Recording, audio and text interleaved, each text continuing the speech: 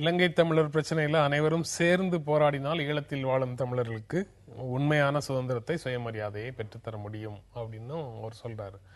இங்க இருக்கக்கூடிய அரசியல் கட்சிகள் ஒருமித்த குரல்ல ஒரே தீர்வை முன்வைத்து குரல் கொடுக்கணும் அப்படின்னு அவருடைய அந்த ஸ்டேட்மெண்ட்டை புரிஞ்சுக்கலாமா? புரிஞ்சுக்கிட்டா அந்த ஒற்றுமை இங்கே சாத்தியமா? ஏன் அதில் ஒன்றும் புரிஞ்சிக்கவே வேண்டாம், நேரடியாகவே அதுதான் சொல்கிறார்.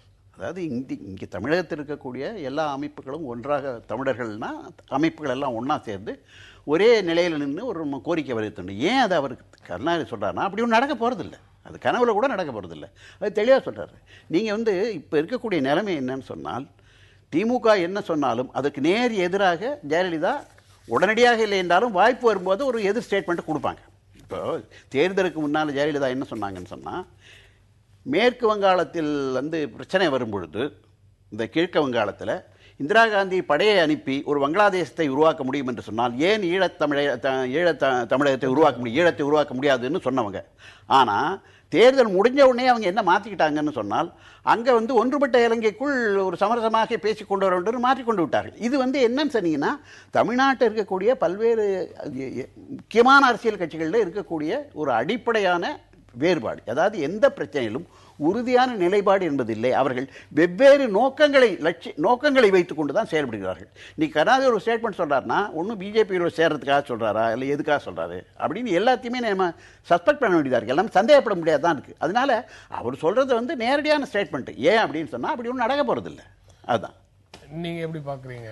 இல்லை, இந்த தமிழ்நாட்டில் இருக்கிற அனைத்து அமைப்புகளும் அனைத்து கட்சிகளும் ஒன்று சேர்ந்து ஒரு குரல் கொடுப்பதுங்கிறது இருக்குல்ல, இது இந்த இலங்கை தமிழர் பிரச்சனை குரல் கொடுக்கறதுலாம் ரொம்ப எளிமையான விஷயம். தேவைப்பட்டு அது குரல் கூட கொடுத்துருவாங்க. ஏன்னா எப்படி இவங்களால அந்த அழுத்தத்தை எதையும் ஏற்படுத்த முடியாதுன்னு தெரியும். ஏன்னா இவர்களுக்கு முழுக்க அது இலங்கையில் இருக்கக்கூடிய அரசியல் சார்ந்த பிரச்சனையாக தான் அது இருக்கு பார்த்தீங்கன்னா. அல்லது ஜியோ பாலிட்டிக்ஸ்னு சொல்லக்கூடிய இந்திய அரசு புவியியல் அரசியல் சார்ந்த விஷயமா இருக்கு. இவர் அதிகபட்சம் இந்திய அரசுக்கு அழுத்தம் தர முடியும், அதுக்கு மேலே ஒன்றுமே தர முடியாது. இவர்களுடைய கட்டுப்பாட்டுக்குள்ளே இருக்கிற தமிழகத்துக்குள்ளே எடுத்துக்கிட்டீங்கனால எத்தனை அரசியல் கட்சிகள் ஒன்று சேர்ந்து அல்லது கலைஞர் உட்பட இந்த அமைப்புகள் ஒன்று சேர்ந்து தீண்டாமைக்கு எதிராக, இரட்டை டம்ளருக்கு எதிராக ஏதாவது அடுத்த ஒரு ஆண்டுக்குள் தமிழ்நாட்டில் இரட்டை டம்ளரே இல்லாத நிலைமை ஏற்படுத்துவோம்னு இவர்கள் அதுக்கு ஒரு ஒற்றை அமைப்பு ஏற்படுத்த முடியுமா?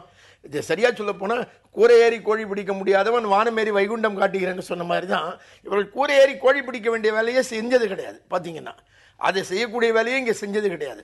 இவர்கள் வானம் போய் கீறி வைகுண்டம் காட்டுவேன்னு சொல்றது அர்த்தமே கிடையாது. இலங்கையில் மாற்றம் வர வேண்டுமானால் வேறொரு மாற்றம் அடிப்படையில் தேவைப்படும் நாம் புரிந்து கொள்ள வேண்டும்.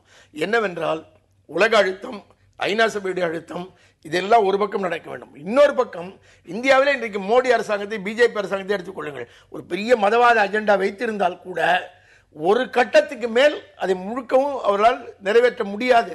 அதை செய்யக்கூடிய வல்லமை ஏன் வருகிறது? மாற்று கட்சிகளாக இருக்கக்கூடிய காங்கிரஸ், இடதுசாரிகள், ஆம் ஆத்மி, திமுக, அதிமுக என்ற ஒரு வலிமையான அரசியல் சக்திகள் இந்தியாவில் தனியாக இன்னொரு பக்கம் இருக்கின்றன. இவை இருக்கிற வரைக்கும் மோடி அரசுக்கு ஒரு முழு மதவாதத்தை செய்ய முடியாமல் அழுத்தம் கொடுத்து கொண்டே இருக்க முடியும். அப்படிப்பட்ட சூழ்நிலை சிங்கள அரசியல் இல்லை. அங்கே ராஜபக்சேவுக்கு எதிராக சிங்கள அரசியல் அப்படிப்பட்ட நிலைமை இல்லை. அப்ப சிங்கள அரசியலும் மாற்றம் வரும்போது தான் இது அடுத்த கட்டத்தை நோக்கி மாறக்கூடிய வாய்ப்பு ஏற்படும் நாம் பார்க்க வேண்டும். அதற்கு ஏதாவது நடக்கிறதா உலக அளவிலேயோ அல்லது சிங்கள அளவில் என்ற அதுதான் நம்முடைய ஆராய்ச்சிக்குரிய விஷயமா இருக்க வேண்டும். இன்று அங்க இருக்கக்கூடிய சூழல்ல மாற்றம் வருவதற்கு, அல்லது சிங்கள அரசியல்ல மாற்றம் வருவதற்கு, அல்லது தமிழ் பகுதியில் தமிழர்கள் வாழக்கூடிய பகுதிகளில் இலங்கை அரசு ஏதேனும் ஆக்கப்பூர்வமாக நடவடிக்கைகளை எடுப்பதற்கு சர்வதேச அழுத்தம் ஒன்றுதான் தீர்வு அப்படிங்கிற நிலைமையில, சர்வதேச அழுத்தம் ஒன்று தீர்வுங்கிறது நான் ஏற்கனவே சொன்னேன். ரெண்டாவது என்ன சொன்னால், உலகம் முழுவதும் பரவி இருக்கக்கூடிய அந்த ஈழத்தமிழர்கள் தான் விடுதலை புலிகளுடைய போராட்டத்திற்கு முழுமையாக பின்னின்று அதுக்கு எல்லா வகையிலும் ஒத்துழைப்பு செய்தார்கள். இப்போது என்ன செய்யணும் என்று சொன்னால், மீண்டும் அதை போன்ற ஈழத்திற்குள் இருக்கக்கூடிய தமிழர்களும் ஈழத்திற்கு வெளியே பல்வேறு நாடுகளில் சிதறி இருக்கக்கூடிய அந்த ஈழத்தமிழர்களும் ஒருங்கிணைந்து ஒரு அடிப்படையில் ஒன்றுபடுவது ஒன்றுதான் அந்த பிரச்சனையை மாற்றும். இது சாத்தியமா இல்லையாங்கிறது வேற. ஆனால் அதற்கான ஒரே தீர்வு தான். அதுவரையில் நான் என்ன நினைக்கிறேன்னா, காங்கிரஸ்கிட்டையோ அல்லது மோடிகிட்டையோ போய் நம்ம பெட்டிஷன் போட வேண்டிய அவசியமே இல்லை. நீங்கள் அப்படி பண்ணுங்க அப்படி பண்ணுங்கன்னு. ஏன்னா இவங்க பெட்டிஷன் போட்டு எதுவுமே நடக்க போகிறதில்ல, செய்ய மாட்டாங்க, முடியாது. ஏன்னா சுஷ்மா ஸ்வராஜ் 2013 காமன்வெல்த் போகணுமா போகக்கூடாதா என்று ஒரு விவாதம் பாராளுமன்றத்தில் வரும்பொழுது ஒரு ஒற்றை தீர்மானம் போகக்கூடாது என்கின்ற அந்த ஒற்றை தீர்மானத்தை கூட நிறைவேற்ற முடியல. சுஷ்மா ஸ்வராஜ் என்ன சொன்னாங்கன்னா, ஒன்றுபட்ட இலங்கைக்குள் அதனுடைய அந்த அதிகாரத்தை பறிக்கக்கூடிய எதையும் நாங்கள் நிறைவேற்ற விடமாட்டோம் என்று சுஷ்மா ஸ்வராஜ் சொன்னார். அதே மாதிரி சமாஜ்வாதி கட்சியும் அதே மாதிரி தான் சொன்னாங்க. ஒன்றுபட்ட இலங்கையை பிரிக்கிறதுக்கு நாங்கள் ஒத்துக்கொள்ள மாட்டோம் என்று. ஆக காங்கிரஸ் தவிர்ந்த எல்லா கட்சிகளுமே அன்றைக்கு எதிர்த்த நிலைப்பாடு என்ன என்று சொன்னால் ஒருங்கிணைந்த இலங்கை என்கின்ற அந்த பிரச்சனையிலிருந்து அவர்கள் வரவே இல்லை. இப்போ தமிழ்நாட்டில் ஒரே கோரிக்கைக்காக ஒற்றுமை சாத்தியம் இல்லை அப்படிங்கிறது ஒரு பக்கம், இந்திய அளவில் சாத்தியம் இல்லைங்கிறது ரெண்டாவது பக்கம். இலங்கையிலேயே கூட ஈழத்தமிழ் அமைப்புகளுக்குள்ளேயே கூட ஒரு ஒற்றை கோரிக்கையோட எல்லாம் ஒரே நிலையில் இருக்குமா அப்படின்னு சொல்லி பாலு சொல்ற மாதிரி வருமா அப்படிங்கிறது ஒரு சந்தேகத்துக்குரிய ஒரு விஷயமாகத்தான் இருக்குது. இந்தியாவில் இந்திய பிரதமரை சந்திச்சுட்டு தமிழ் தேசிய கூட்டமைப்பு பிரதிநிதிகள் எல்லாம் பேசுற பேச்சை கேட்டுட்டு சர்வதேச அரங்கத்திலிருந்து வரக்கூடிய விமர்சனங்கள் மிக கடுமையாக இருக்கு. அவர்கள் மேல தமிழ் தேசிய கூட்டமைப்பு பிரதிநிதிகள் மேல சர்வதேச அளவுல வரக்கூடிய விமர்சனங்கள் ரொம்ப துரோகிகள்ங்கிற லெவலுக்கு ரொம்ப கடுமையான வார்த்தைகளோட விமர்சனங்கள் வந்துட்டு இருக்கு. இந்த சூழல்ல நன்றாக தெரியுது தீர்வுக்கான அறிகுறிகள் அப்படின்னு நம்ம எதை புரிஞ்சுக்கிறது? இல்ல, தீர்வுக்கான அறிகுறி என்று திரும்பி சொல்ல வேண்டியதெல்லாம் தங்களுக்கான தீர்வு என்ன, தங்களுக்கான முதல் கட்ட தீர்வோ அல்லது இறுதி கட்ட தீர்வோ என்ன என்பதெல்லாம் தீர்மானிக்க வேண்டியவர் ஈழத்தமிழர் தான். அப்படி ஈழத்தமிழர் சொல்லும் போது பாலு சொன்ன மாதிரி 2 பேருக்குள்ள முரண்பாடு இருக்கு. ஈழத்துக்கு வெளியிலே வாழக்கூடிய தமிழர்கள், ஈழத்திலேயே வாழக்கூடிய தமிழர்களே அந்த முரண்பாடு இன்றைக்கு வந்த முரண்பாடு இல்லை, அது நீண்ட காலமாக இருந்து கொண்டிருக்கிற முரண்பாடு. அந்த முரண்பாடு தீர்க்கப்படுமா என்றால் அது தீர்க்கப்படக்கூடிய வாய்ப்பு உடனடியாக தெரியவில்லை. ஆனால் அது தீர்க்கப்படுகிற போதுதான் இது மாறும் அப்படிங்கிறது உண்மை. ஆனால் பிரதானமாக நாம் பார்க்க வேண்டியது இன்றைக்கு அங்கே வாழ்ந்து கொண்டிருக்கக்கூடிய தமிழர்களுக்கு, ஈழத்தில் வாழ்ந்து கொண்டிருக்கக்கூடிய தமிழர்களுக்கு மிக அடிப்படையான விஷயங்கள் கூட உறுதி செய்யப்படாமல் இருக்கக்கூடிய ஆபத்து இருக்குது இல்லையா? அங்கே இராணுவமயமாக்குதல், சிங்கள குடியேற்றங்கள், இப்படிப்பட்ட விஷயங்கள் இருக்குல்ல, அவற்றில் அழுத்தம் கொடுப்பது, அவற்றை உடனடியாக தடுத்து நிறுத்துவது போன்ற பணிகளில் தான் இந்தியாவிலிருந்து நம்மை போன்றவர்கள் அழுத்தம் கொடுத்து உடனடியாக அதை தடுத்து நிறுத்த முடியும். பிறகு தங்களுக்கு என்ன வேண்டும் என்பதை தீர்மானிப்பது அவர்களுடைய பணியாக இருக்க வேண்டும். நீங்க தற்காலிக ஏற்பாடாக சில விஷயங்களை எல்லா சுதந்திர போராட்டங்களும் சந்திச்சிருக்கு. அதுல சமரசமாக தற்காலிக ஏற்பாடுகளை ஒவ்வொரு காலகட்டத்திலையும் ஒவ்வொருத்தர் ஏற்றுக்கிட்டு இருக்காங்கன்னு சொல்றீங்கல்ல, அந்த மாதிரி தமிழ் தேசிய கூட்டமைப்பு இப்போ ஒரு ஏற்பாட்டுக்கு சம்மதிக்கிறாங்கிற அளவுக்கு கூட புரிஞ்சுக்க முடியாதா?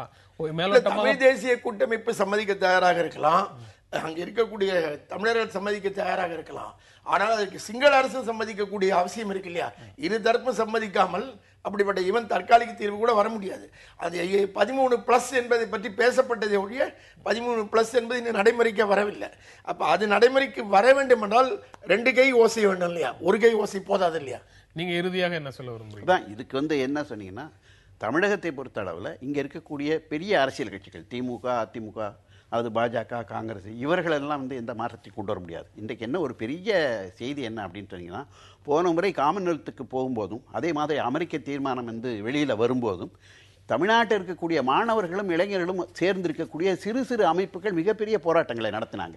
அந்த மாதிரி சிறு சிறு அமைப்புகள் முன்கை எடுத்து அதை உருவாக்கி ஒரு சர்வதேச அளவில் ஒரு அழுத்தத்தை உருவாக்கி, அவர் ஞானி சொன்னது மாதிரி முதல்ல அவர்களுக்கு என்ன வேண்டும் என்று சொன்னால் அந்த சிங்கள மயமாக்கல் என்பதை அதை தடுத்து நிறுத்தி குறைந்தபட்சம் ஈழத்தவர்கள் தங்கள் இடத்தை, தங்கள் வீட்டை, தங்கள் நிலத்தை அவர்கள் மீண்டும் அந்த இடத்துல அதற்கான உரிமை கோருவது என்பதையும், அங்கே அடிப்படையான சில உரிமைகளாவது அவர்களுக்கு வழிபாட்டு உரிமை அல்லது மத உரிமை, இதை போன்ற அந்த அடிப்படை உரிமைகளாவது அது வழங்கப்படுவதற்கான அப்படிப்பட்ட ஒரு முயற்சியை இந்த சிறு அமைப்புகள் செய்யலாம். ஏன்னா இப்போ ஆம் ஆத்மி கட்சியெல்லாம் பார்த்தீங்கன்னு சொன்னால் ஒரு ஊழல் எதிர்ப்புங்கிற ஒரே ஒரு ஒற்றை கோஷம் தான், அதை வச்சு அவங்க வந்தாங்க. அந்த மாதிரி ஒரு ஒற்றை கோஷத்தை, முழக்கத்தை வைத்து இன்றைக்கு அப்படிப்பட்ட இந்தியாவில் இருக்கக்கூடிய இந்த மாணவர்கள், அது இளைஞர் அமைப்புகள், இந்த மைய அரசியலுக்கு வெளியே இருக்கக்கூடிய அமைப்புகள் தான் அந்த மாதிரியான ஒரு அழுத்தத்தை உருவாக்க முடியும். தமிழ் பகுதியில் இருக்கக்கூடிய சிங்கள ராணுவம் விலக்கிக் கொள்ளப்பட வேண்டும், சிங்கள குடியேற்றங்கள் தடுக்கப்பட வேண்டும், அதற்கு தேவையான அழுத்தத்தை இந்திய அரசு கொடுக்கணுங்கிற மாதிரியான அடிப்படை வாழ்வாதாரம் உறுதி செய்யப்பட வேண்டும் அப்படிங்கிற மாதிரியான கோரிக்கைகளுக்கு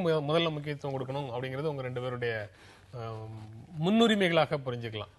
இந்த நிகழ்ச்சியில பங்கேற்று உங்களுடைய கருத்துக்களை பகிர்ந்து கொண்டதற்காக பொதுப்புதத்தங்கள் நிகழ்ச்சி உங்கள் இருவருக்கும் நன்றி தெரிவித்துக் கொள்கிறது. மீண்டும் சந்திப்போம். நன்றி, வணக்கம்.